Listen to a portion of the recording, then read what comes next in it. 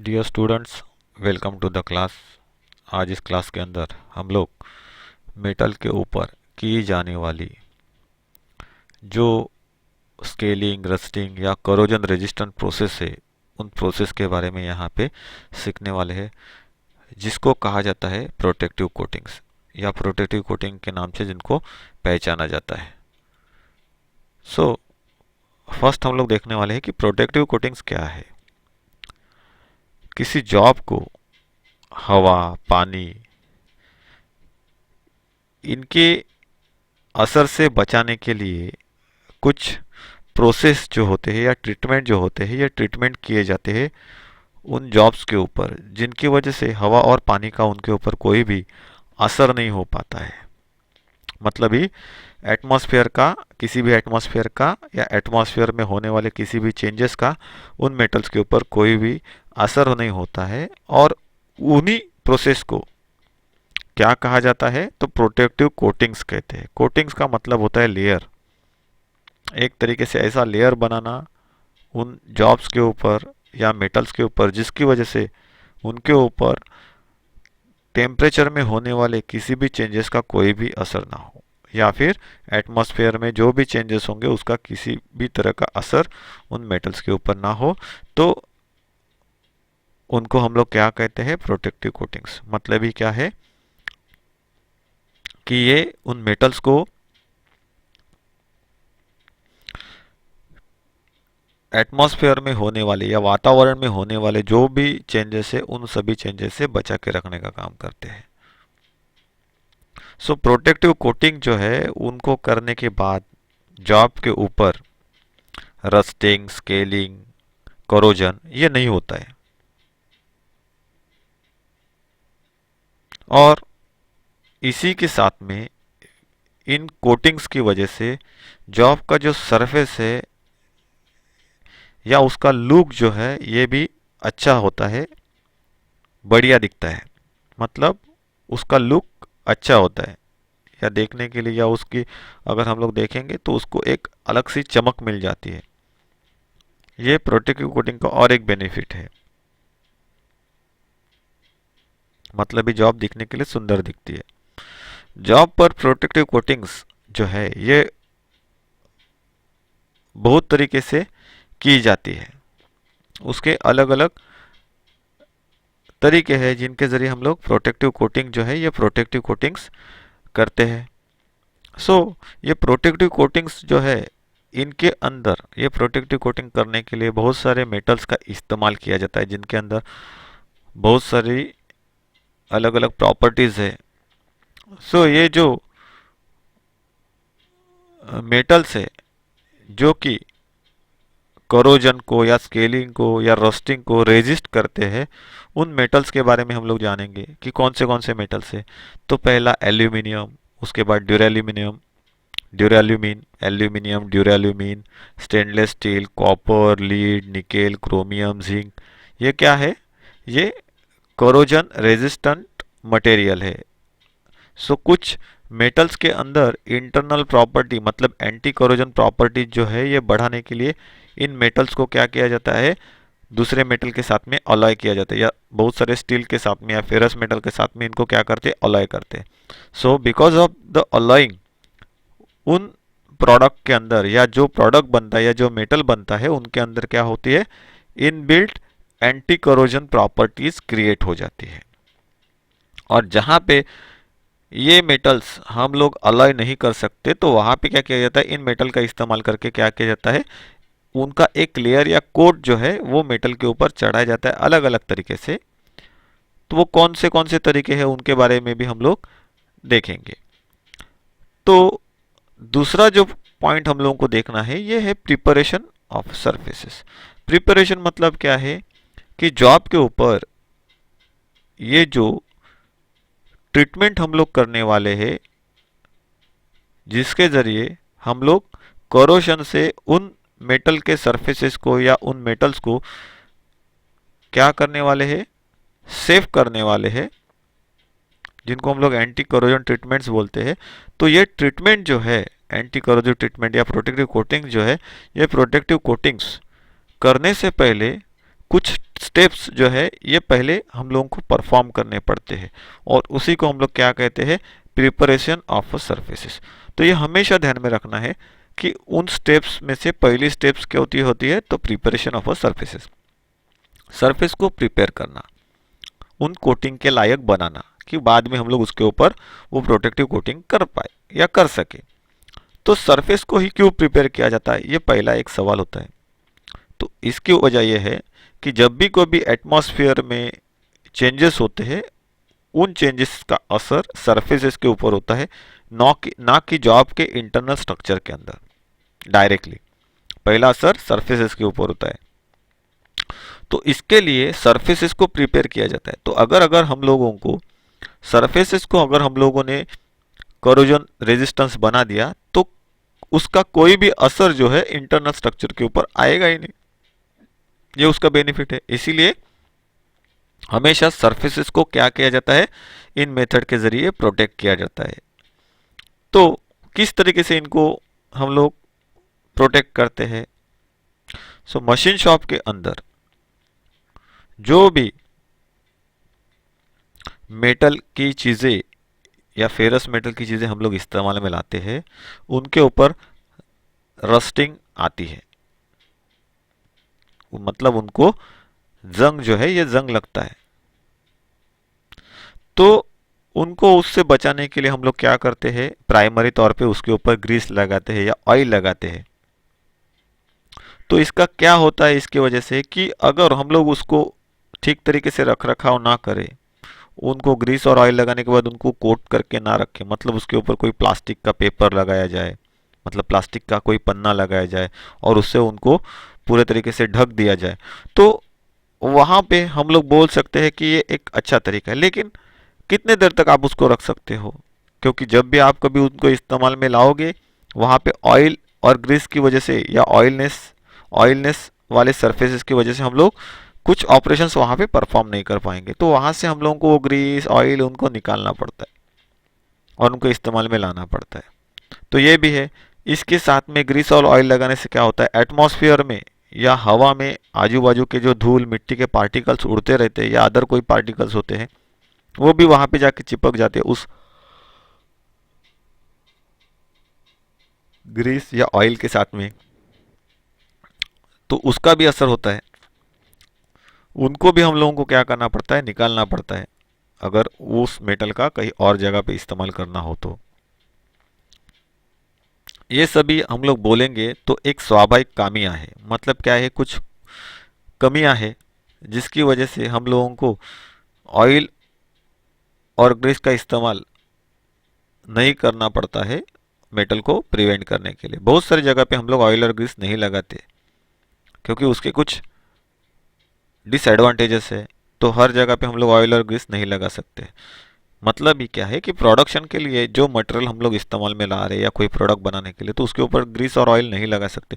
वो कहाँ पे लगाया जाता है, मशीन के पार्ट्स को, गियर्स को, उनको प्रिवेंशन करने के लिए किसी भी रस्ट से या करोजन से या स्केलिंग से हम लोग क्या करते हैं, वहाँ पे ग्रीस और ऑयल लगाते हैं, लेकिन रॉ मटेरियल के ऊपर हम लोग नहीं लगाते। उसके क्या खामियां वो भी मैंने बता दी। सो स्टील के अलग अलग सेक्शंस होते हैं और इन सेक्शन में क्या होता है, जिसको हम लोग मिल स्केल कहते हैं। मिल स्केल मतलब क्या है कि ऑपरेशन की वजह से या उनके मैन्युफैक्चरिंग के बाद उसके ऊपर एक काली कलर की हार्ड ऐसी पपड़ी बन जाती है, जैसे हम लोगों ने देखा है, एक लेयर बन जाता है। हम लोग उसको निकालते हैं, देखो फाइलिंग करके हम लोग उसको निकाल डालते हैं मेटल के ऊपर से, जिसके ऊपर फाइलिंग करके हम लोग उसको चमकाने का काम करते हैं। उसके नीचे मेटल का सरफेस हम लोगों को अच्छी तरीके से दिखने के लिए लगता है। तो ये जो स्केल होती है उसको हम लोग क्या कहते हैं, मील स्केल। वो कैसे दिखती है, तो काली हार्ड पपड़ी के जैसी एक लेयर बनती है। कहाँ पे, तो मेटल के सरफेस के ऊपर। तो सतह से इन अशुद्धियों को हटाने की जो प्रोसेस होती है, जो मेटल के सरफेसेस के ऊपर इस तरीके से जो भी अशुद्धियां बनती है, उनको निकालने की, मतलब क्या बोलते हैं हम लोग उसको, इम्प्यूरिटीज। तो ये जो इम्प्यूरिटीज है उनको निकालने की जो प्रोसेस है उसी को हम लोग क्या कहते हैं, सरफेस प्रिपरेशन। तो इन सरफेस प्रिपरेशन में 4 स्टेप्स है, इन 4 स्टेप्स के जरिए हम लोग क्या करते हैं, सरफेस को प्रिपेयर करते हैं। तो ये 4 टाइप्स है जिनके जरिए हम लोग क्या करते हैं, सरफेस को प्रिपेयर करते हैं। अलग अलग तरीके से, अलग अलग तरीके से हम लोग सरफेस को प्रिपेयर कर सकते हैं। कौन से तरीके हैं, तो पहला है डिग्रीसिंग, ग्रीस को निकालना, या ऑयल के जो पार्टिकल्स होते हैं, ग्रीस के पार्टिकल्स है, उनको निकाल डालना। उसके बाद है पिकलिंग। नेक्स्ट जो है इसको कहा जाता है ब्लास्टिंग। और जो तीसरा है उसको कहा जाता है फ्लेम डिस्कलिंग, फ्लेम डिस्केलिंग। अभी इनके बारे में हम लोग स्टेप बाय स्टेप जानकारी लेते हैं। तो पहला जो है उसे कहा जाता है डिग्रीसिंग प्रोसेस, जो यहाँ पे ड्राइंग में दिखाया गया है। तो मैं आपको बता देता हूँ कि बेसिकली डिग्रीसिंग प्रोसेस में क्या होता है। जो मेटल के पार्ट्स के ऊपर ग्रीस या ऑयली सब्सटेंस जो लगे हुए रहते हैं, फ्रिक्शन को रिड्यूस करने के लिए, हीट को कम करने के लिए, रस्टिंग या करोजन या स्केलिंग से बचने के लिए, तो ऑपरेशन के दौरान ये ऑयलनेस वाला जो स्ट्रक्चर होता है या सरफेस होता है, ये ऑपरेशन को अच्छी तरीके से परफॉर्म करने नहीं देता। तो उन ऑपरेशंस को परफॉर्म करने से पहले, कोई भी मैकेनिकल मशीनिंग ऑपरेशन करने से पहले ऑयल ग्रीस जो है या ऑयली सब्सटेंस जो उस जॉब के ऊपर है, उनको पूरे तरीके से निकाल के उनको ड्राई करना पड़ता है। और उसी मेथड को हम लोग क्या कहते हैं, डीग्रीसिंग मेथड। मतलब ग्रीस के जैसे जो भी पार्टिकल्स है, ऑयली सब्सटेंस है, उनको उन जॉब के सर्फेसेस के ऊपर से पूरी तरीके से निकाल के उनको ड्राई करना है, क्लीन करना है। तो इसके बारे में थोड़ी सी जानकारी लेते हैं। तो डीग्रीसिंग जो है, ये डीग्रीसिंग मेथड में सरफेसेस के ऊपर जो भी ऑयली सब्सटेंस लगे हुए रहते हैं, उनको सॉल्वेंट जो होते हैं, मतलब एक तरीके का मिक्सचर जो होता है, लाइक लिक्विड, लिक्विड टाइप का जो मिक्सचर होता है, उसके जरिए क्या किए जाते हैं, निकाले जाते हैं। कुछ में पानी का इस्तेमाल किया जाता है, कुछ में केमिकल मिक्सचर्स का इस्तेमाल करते हैं। सो इनको इस्तेमाल करते समय सावधानियां बरतनी चाहिए होती है, क्योंकि ये शरीर के लिए भी हानिकारक होते हैं। मतलब जो लिक्विड्स यहाँ पे डीग्रीसिंग के लिए इस्तेमाल में लाते हैं, वो बॉडी के लिए, इंसानी शरीर के लिए हानिकारक होते हैं, जिससे उनको क्षति पहुंच सकती है बॉडी को, इंटरनली एक्सटर्नली दोनों तरीके से। सो छोटे जॉब्स जो है उनको सॉल्वेंट में डुबोया जाता है। सॉल्वेंट मतलब मिक्सचर्स ऑफ डिफरेंट सॉल्यूशंस, जिसको हम लोग सॉल्वेंट कहते हैं। उसके अंदर क्या किया जाता है, डुबो के रखा जाता है।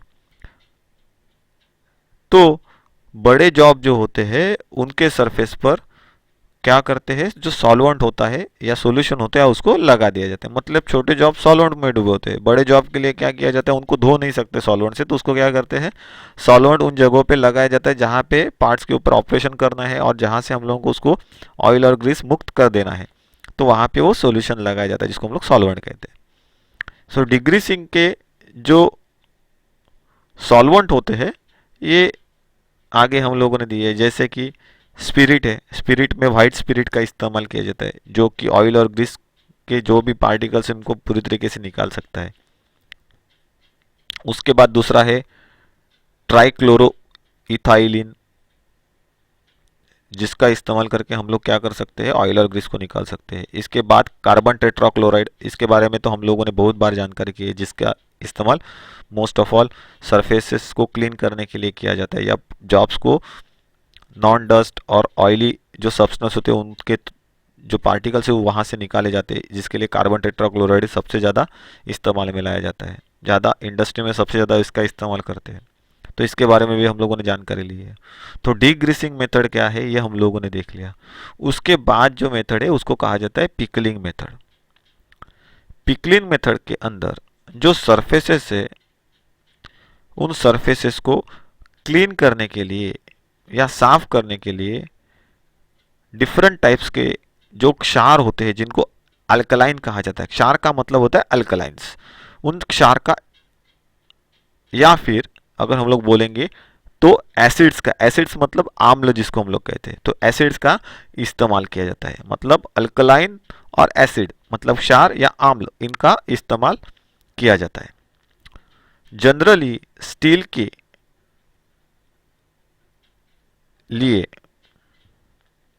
डाइल्यूट सरफेस एसिड जो है, ये डाइल्यूटेड सरफेस सल्फ्यूरिक एसिड जो होता है उसका इस्तेमाल करते हैं। मतलब जनरली जो स्टील होता है उस स्टील के लिए, जिसको हम लोग बोलते हैं कि गंधक, सल्फ्यूरिक एसिड मतलब गंधक या गंधक का मिक्सचर या गंधक का आम्ल हम लोग बोल सकते हैं। गंधक ये एक केमिकल कंपाउंड ही होता है, ये ध्यान में रखना है, जिसको हम लोग सल्फर बोलते हैं। तो ये जो डाइल्यूटेड मतलब क्या है, डाइल्यूट किया हुआ मतलब पानी या अदर लिक्विड के साथ में उसको मिक्स करके उसकी जो ताकत है वो कम की जाती है, और ऐसा एसिड डाइल्यूटेड सल्फ्यूरिक एसिड इसका इस्तेमाल किया जाता है स्टील को क्लीन करने के लिए। तो यहाँ पे क्या होता है, डाइल्यूट सल्फ्यूरिक एसिड का इस्तेमाल किया जाता है स्टील के क्लीनिंग के लिए। और ये जो एसिड होता है उसके अंदर क्या करते हैं, स्टील के जो पार्ट्स होते हैं उनको डीप करते हैं, मतलब डुबोते हैं। और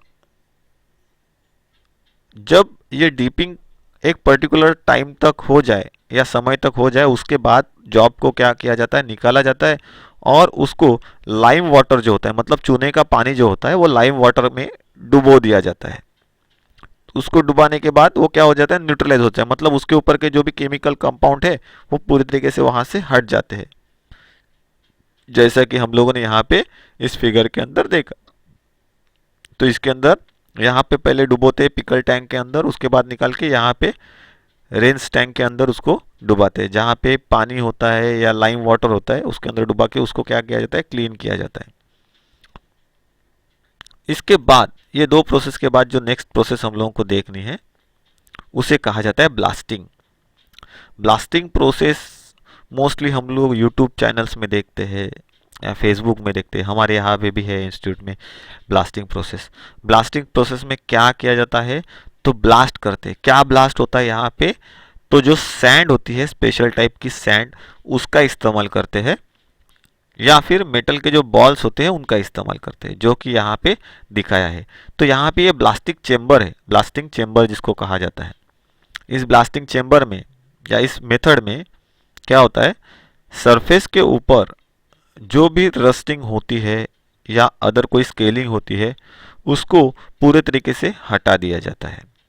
तो इसके लिए हाई स्पीड या हाई स्पीड और हाई प्रेशर से क्या की जाती है, सैंड या फिर स्टील के जो वेरी फाइन स्मॉल गोलियां होती है, जिसको हम लोग स्टील के बॉल कहते हैं, जो भी छोटे हैं एकदम फाइन होते हैं, ऐसे स्टील बॉल्स या स्पेशल टाइप की जो सैंड होती है उसका इस्तेमाल किया जाता है। और उस स्टील बॉल्स को या फिर उस सैंड को गोलियों की तरह, गोलियों की स्पीड की तरह उसको छोड़ा जाता है, जिस धातु को हम लोगों को क्लीन करना है या जिस धातु की जो सरफेस हम लोगों को क्लीन करने उसके ऊपर उसकी बौछार की जाती है, स्प्रेडिंग किया जाता है। लेकिन एक ऐसा होता है बहुत ज़्यादा स्पीड में होता है, वहाँ पे हम लोग हमारा हाथ जो है या बॉडी का कोई पार्ट नहीं डाल सकते, इतना उसका स्पीड होता है, नहीं तो इंज्योर कर सकते हैं।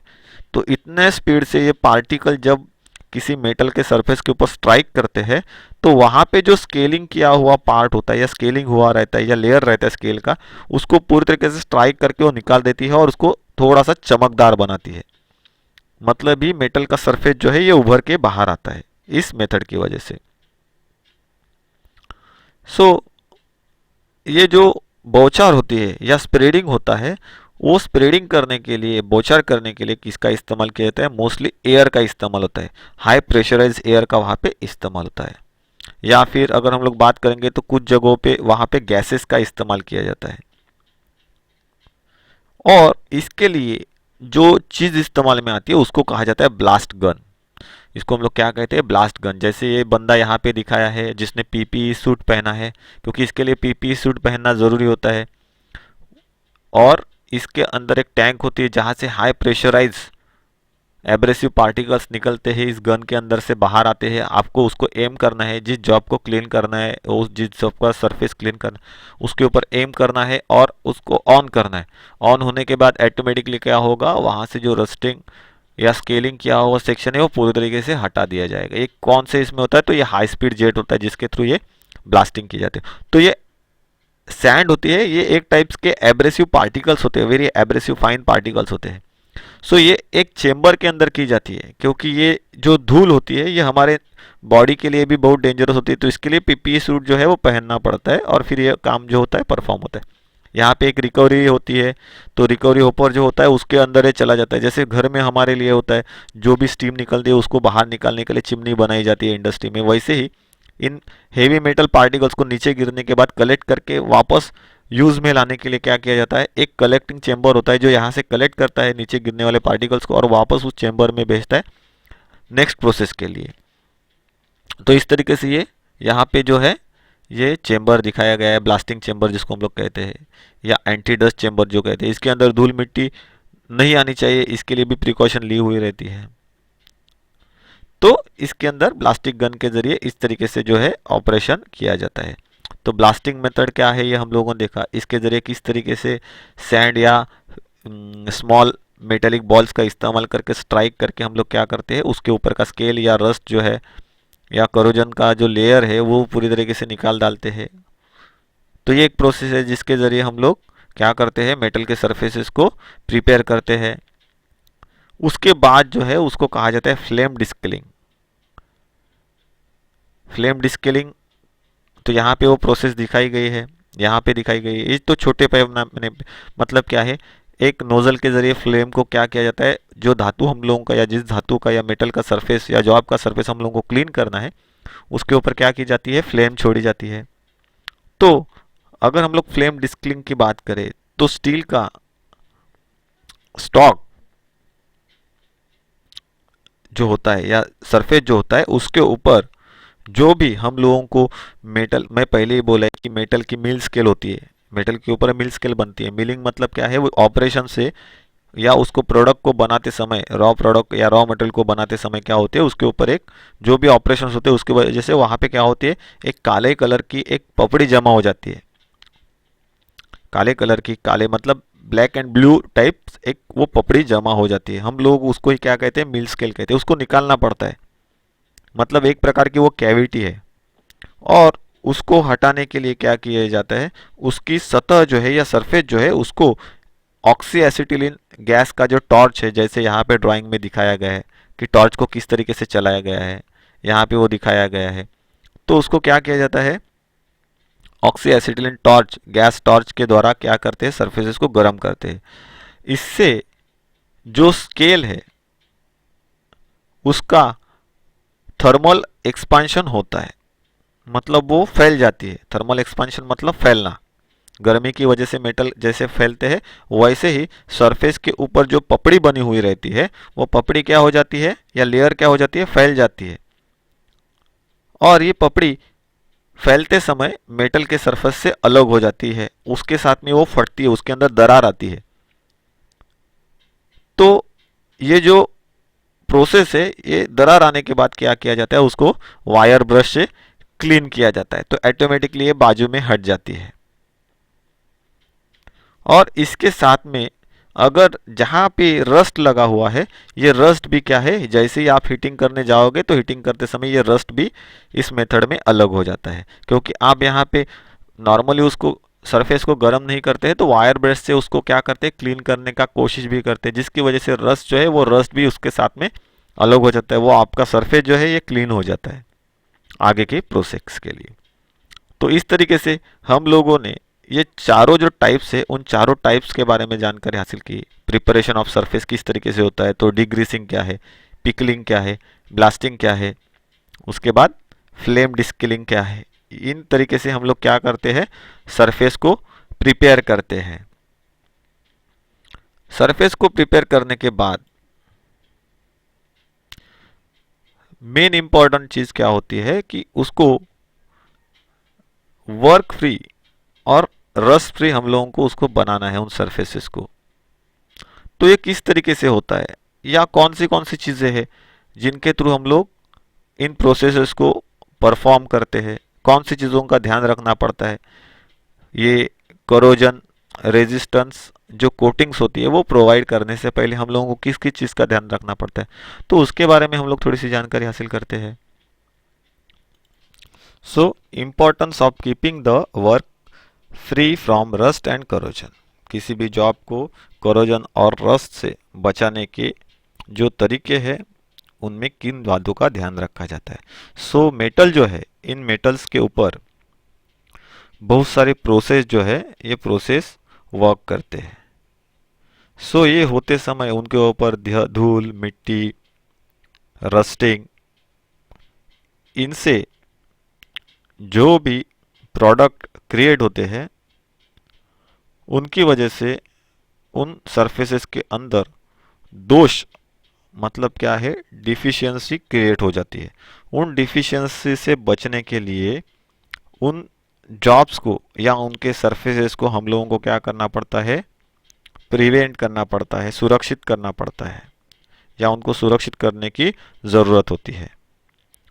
सो मुख्यतः अगर हम लोग बात करें तो जो फेरस मेटल है, मतलब लोह युक्त धातु है, या उन लोह युक्त धातु के जो अलॉय मेटल से, मिश्र धातु जिसको हम लोग बोलते हैं, अलॉय मेटल मतलब मिश्र धातु, मतलब एक मेटल के साथ में दूसरा मेटल मिक्स किया है तो उनको हम लोग मिश्र धातु कहते हैं, उनको ही हम लोग अलॉय मेटल कहते हैं। तो ये जो अलॉय मेटल है, तो एटमॉस्फेयर में उनको रखने पर उनके सेफ्टी के लिए एक सेफ लेयर जो होती है, ये सेफ लेयर उन मेटल्स के ऊपर क्या की जाती है, चढ़ाई जाती है, जिसको ही हम लोग क्या बोलते हैं, प्रोटेक्टिव कोटिंग्स कहते हैं। जिसकी वजह से क्या होता है, कोई भी मेटल किसी भी एटमॉस्फेरिक चेंजेस में अच्छी तरीके से काम करता है, या उसके ऊपर रस्टिंग, स्केलिंग, कोरोजन का असर नहीं होता है। ये जो सेफ्टी कोटिंग्स होती है, ये सेफ्टी कोटिंग्स मेटल्स को रस्टिंग, स्केलिंग और कोरोजन इससे या इसके प्रोसेस से बचाती है। मतलब क्या है कि जो रस्ट है, स्केल है या कोरोजन है, इनसे इन मेटल्स को प्रोटेक्टिव कोटिंग्स के जरिए बचाया जाता है। सो किसी भी मेटल की या पार्ट की जो लाइफ होती है, ये लाइफ बढ़ाने के लिए रस्ट जो होता है या कोरोजन जिसको हम लोग बोलते हैं या स्केल जिसको बोलते हैं, इनको कंट्रोल करना ज़रूरी होता है। मतलब क्या है, किसी भी मेटल की लाइफ को बढ़ाने के लिए, मेटल की लाइफ मतलब मेटल से बने हुए पार्ट्स की लाइफ, ओके। तो वो लाइफ बढ़ाने के लिए हम लोगों को रस्टिंग, स्केलिंग या कोरोजन, इनसे उनको बचाना ज़रूरी होता है। इसके लिए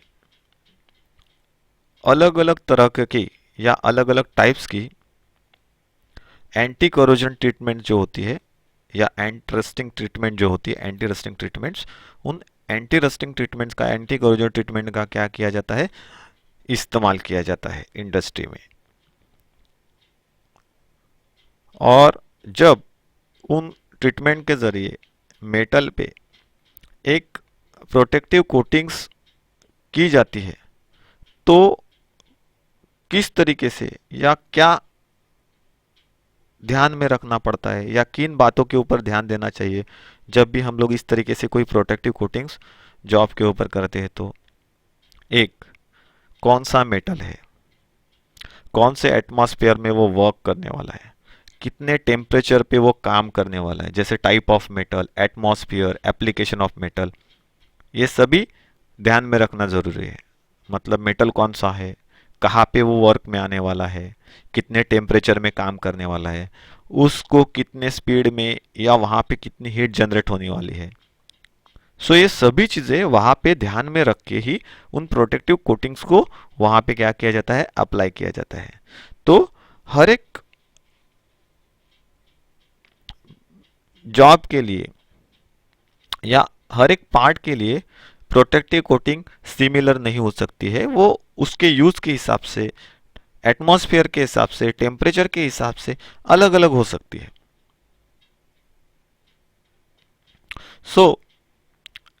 तो ये प्रोटेक्टिव कोटिंग जो है, ये प्रोटेक्टिव कोटिंग्स के टाइप्स है। कौन से टाइप्स है? हम लोग देखने वाले हैं टाइप्स ऑफ प्रोटेक्टिव कोटिंग्स। तो ये प्रोटेक्टिव कोटिंग जो है, ये 3 मुख्य 3 प्रकार में आती है। प्रोटेक्टिव कोटिंग के मुख्य 3 प्रकार है। जैसे हम लोगों ने फास्टनर्स में देखा था, temporary fastener, semi permanent fastener, permanent fastener, उसी प्रकार से ये कोटिंग के 3 टाइप्स है। पहला जो टाइप है उसको कहा जाता है क्या, तो टेम्पररी कोटिंग्स, कुछ समय के लिए, कुछ दिनों के लिए इस्तेमाल में आने वाली कोटिंग्स। दूसरा जो है उसको कहा जाता है सेमी परमानेंट कोटिंग्स, जब चाहे तब तक हम लोग उनको रख सकते हैं, बाद में उनको निकाल सकते हैं। उसके बाद जो है तीसरा परमानेंट कोटिंग्स, मतलब एक बार आपने किया तो वो दोबारा करने की जरूरत नहीं है, वो लाइफ लॉन्ग चलेगा। So these are known as a types of protective coatings. मतलब क्या है, प्रोटेक्टिव कोटिंग जो है उसके टाइप्स है। तो ये ध्यान में रखना है कि अगर कोई जॉब या कोई प्रोडक्ट मशीनिंग ऑपरेशन करने के बाद अगर हम लोग एटमॉस्फेयर में ऐसे ही खुला छोड़ दे तो उसका ऊपरी सरफेस जो होता है, मतलब ये एक्सटर्नल सरफेस, ये सरफेस के ऊपर हवा, पानी, इनका असर हो सकता है, जिसकी वजह से वो सरफेसेस को स्केलिंग हो सकता है, रस्टिंग हो सकता है, करोजन हो सकता है, और इनकी वजह से वो पार्ट जो है ये बेकार हो सकता है या काम से बाहर जा सकता है। इसीलिए जॉब को रस्ट, स्केल या कोरोजन से बचाने के लिए क्या किया जाता है, उस जॉब के ऊपर हम लोग क्या करते हैं, तो एक प्रोटेक्टिव कोटिंग जो है, जिसको हम लोग सुरक्षा परत भी कह सकते हैं, ये सुरक्षा परत या प्रोटेक्टिव कोटिंग्स करते हैं या उसकी एक लेयर चढ़ाते हैं। और उसके टाइप्स कौन से हैं, तो ये 3 टाइप्स जो मैंने बोले, temporary coatings, semi permanent coatings और परमानेंट कोटिंग्स। तो इसके बारे में थोड़ी सी जानकारी लेते हैं, टेम्पररी कोटिंग्स के बारे में, कि टेम्पररी कोटिंग्स क्या है। टेम्पररी कोटिंग मतलब अस्थायी कोटिंग्स। जॉब को मशीनिंग करने के बाद इसकी जो मशीनिंग की हुई सरफेसेस है उनके ऊपर ग्रीस या हार्ड ऑयल जिसकी विस्कोसिटी अच्छी है ऐसा, या फिर अगर वार्निश, इनका एक फाइन लेयर जो है, ये फाइन लेयर मतलब ही कोटिंग किया जाता है। ये जो लेयर है, ये लेयर मशीनिंग की हुई जॉब की जो सरफेसेस है उनको एटमॉस्फेयर में होने वाले चेंजेस से बचाने का काम करता है। और जब जॉब को इस्तेमाल में लाना होता है तब इन सरफेसेस को इजीली हम लोग क्लीन करके उनका इस्तेमाल कर सकते हैं। तो इस टेम्पररी कोटिंग्स में 3 टाइप्स की कोटिंग्स आती है। इन टेम्पररी कोटिंग्स के अंदर 3 टाइप की कोटिंग का समावेश किया गया है, या इसके 3 टाइप्स है। कौन से हैं, तो पहला कौन सा है, कलरिंग बाय हीटिंग। गर्मी के द्वारा जो कलरिंग मेथड की जाती है उसके जरिए हम लोग क्या कर सकते हैं, सरफेसेस को प्रिवेंट कर सकते हैं रस्टिंग से, कोरोजन से, स्केलिंग से। दूसरा है उसको कहा जाता है ऑयल ब्लैंकिंग, जो यहाँ पे दिखाया गया है। पहला मेथड दिखाया गया है, दूसरा मेथड दिखाया गया है किस तरीके से होता है, जॉब के ऊपर कलर कोट कैसे होता है, ब्लैकिंग कैसे होता है। और तीसरा है कलरिंग बाय केमिकल्स। तो यूजिंग डिफरेंट केमिकल्स हम लोग जॉब के ऊपर एक पर्टिकुलर कलर के लेयर को ला सकते हैं यूजिंग डिफरेंट केमिकल्स। तो इनके बारे में हम लोग थोड़ी सी जानकारी हासिल करते हैं। पहला क्या है, तो कलरिंग बाय हीटिंग। धातु को गरम करके या हीटिंग करके क्या कर सकते हैं हम लोग, अलग अलग कलर जो है ये कलर्स उसके ऊपर ला सकते हैं। इस मेथड में जिसके ऊपर ट्रीटमेंट करना है वो जो मेटल है या मेटल की सरफेस है उसको अच्छी तरीके से क्या किया जाता है, पॉलिश किया जाता है। और पॉलिश करने के बाद मेटल को एक फर्नेस के अंदर, जहां पे हीटिंग करनी है उस फर्नेस के अंदर रखा जाता है, या फिर उसको क्या करते हैं, एक ब्लो के द्वारा गर्म किया जाता है या तपाया जाता है। उसके बाद धातु का जो सरफेस है या मेटल का जो सरफेस है, उसको जैसे जैसे आप गर्म करोगे और टेम्परेचर जैसे जैसे बढ़ता जाएगा, उसके ऊपर आपको अलग अलग कलर्स की शेड्स मिलना चालू हो जाएगा। सो जो कलर की शेड उसके ऊपर आपको दिखाई दे, जो रिक्वायर्ड मतलब आपको जो चाहिए वो कलर की शेड जब उसके ऊपर आपको दिखाई दे, तो उसको उसके फर्नेस के अंदर से या फ्लेम के नीचे से निकालना है। और उसको कहाँ पे, तो पानी में या फिर ऑयल में, जिसको हम लोग क्वेंचिंग मीडिया कहते हैं, उसके अंदर क्या करना है, डाल देना है।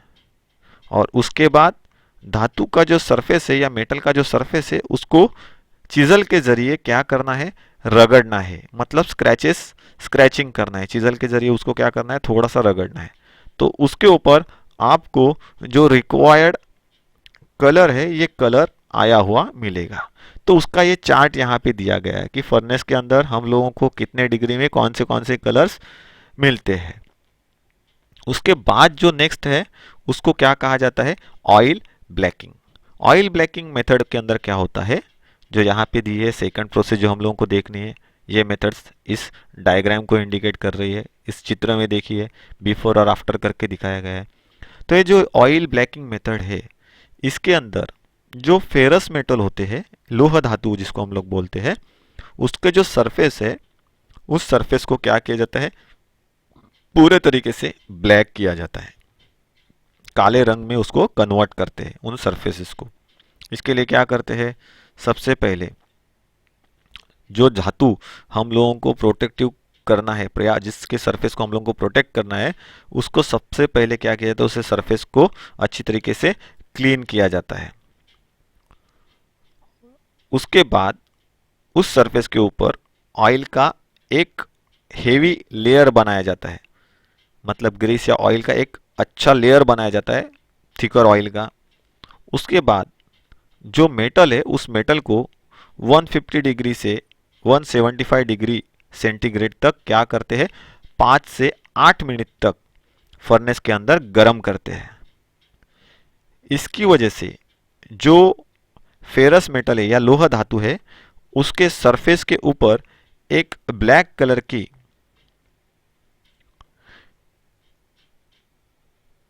जंगरोधी कोटिंग जो होती है, ये कोटिंग बन जाती है। मतलब रस्ट प्रोटेक्टिव कोटिंग जिसको बोलते हैं या लेयर बोलते हैं, वो एंटी कोरोजन लेयर वहां पे क्रिएट हो जाती है, बन जाती है। और वो कौन से कलर से दिखती है, तो काले कलर से दिखती है। देखिए, सो हमारा पहले जॉब ऐसे था, और ये प्रोसेस करने के बाद वो किस तरीके से बन गया, तो पूरे तरीके से उसका कलर चेंज हो गया। और उसी को हम लोग क्या कहते हैं, oil blanking method, oil blacking method. इसके बाद जो थर्ड प्रोसेस है, उसको कलरिंग बाय केमिकल्स कहते हैं। तो फेरस मेटल जो है या लोहे वाले मेटल जो है, तो उनके ऊपर पॉलिश करने के बाद जो सरफेस होती है,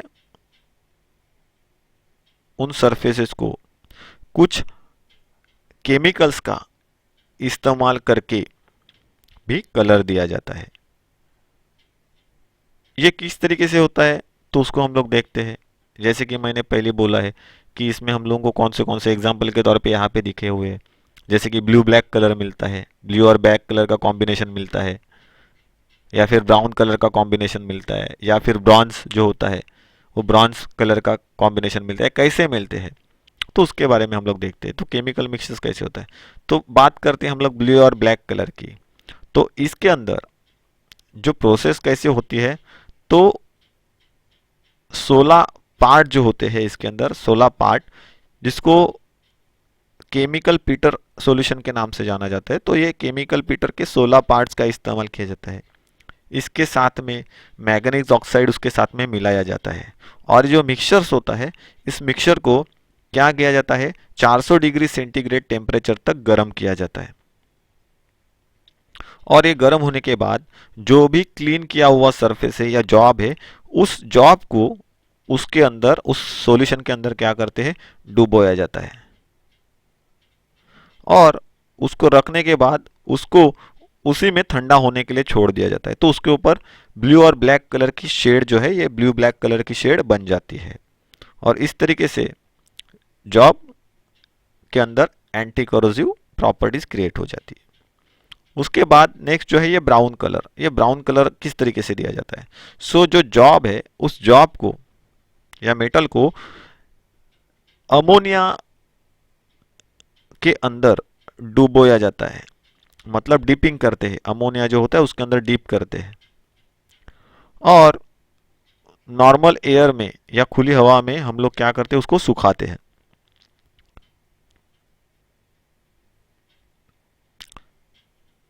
इसके साथ ही हाइड्रोक्लोरिक जो एसिड होता है, मतलब नमक जैसा आम्ल, जिसको हम लोग बोलते हैं हाइड्रोक्लोरिक एसिड, जैसे में क्या करते हैं, उन जॉब्स को डुबोया जाता है, और गर्म मतलब जो सरफेस हीटेड है ऐसी जगह पे उसको क्या करते हैं, रख के सुखाते हैं।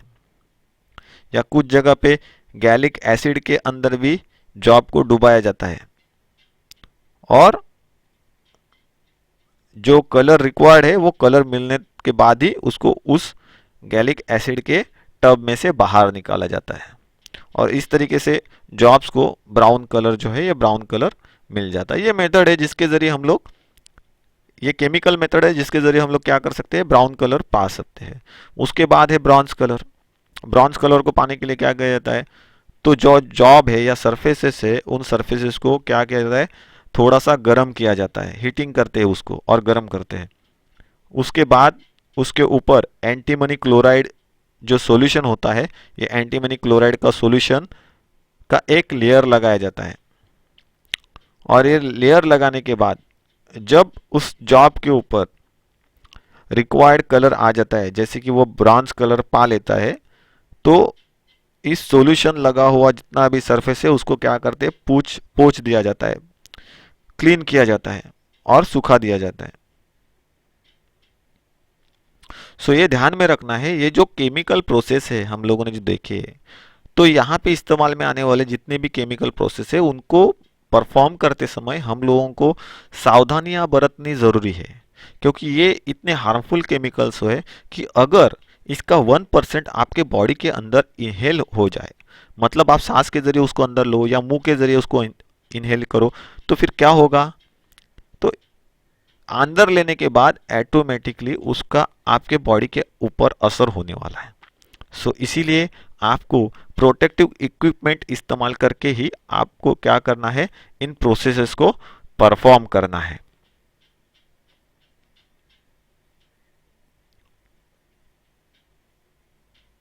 तो यहाँ पे हम लोगों ने टेम्पररी जो कोटिंग्स है जॉब के ऊपर की जाने वाली, उन टेम्पररी कोटिंग्स के बारे में जानकारी ली, जैसे कि कलरिंग बाय हीटिंग, गर्मी के ज़रिए हम लोग किस तरीके से कलर पा सकते हैं। ऑयल ब्लैंकिंग मेथड, मतलब ब्लैकिंग कैसे किया जाता है, ऑयल का इस्तेमाल करके हीटिंग करके जो नॉर्मल कलर से हम लोग ब्लैक कलर में उसको कन्वर्ट कर सकते हैं, बहुत समय तक वो कलर जाएगा नहीं। एक अच्छी मेथड है जो इजीली हम लोग परफॉर्म कर सकते हैं नॉर्मल किसी वर्कशॉप के अंदर भी। दूसरा है कलरिंग बाय केमिकल्स, तो using different chemicals and their solutions we can dipping the material and then heating it particular temperature we get the required colour.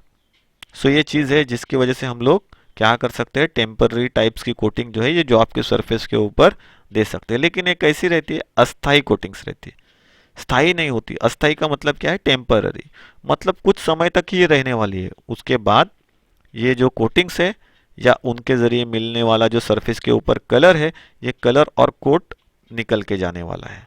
तो आपको दोबारा इनको परफॉर्म करना है या फिर सेमी परमानेंट कोटिंग या परमानेंट कोटिंग वहाँ पे अप्लाई करनी है। तो टेम्पररी पर्पस के लिए इन मेथड्स का वहाँ पे इंडस्ट्री में इस्तेमाल किया जाता है।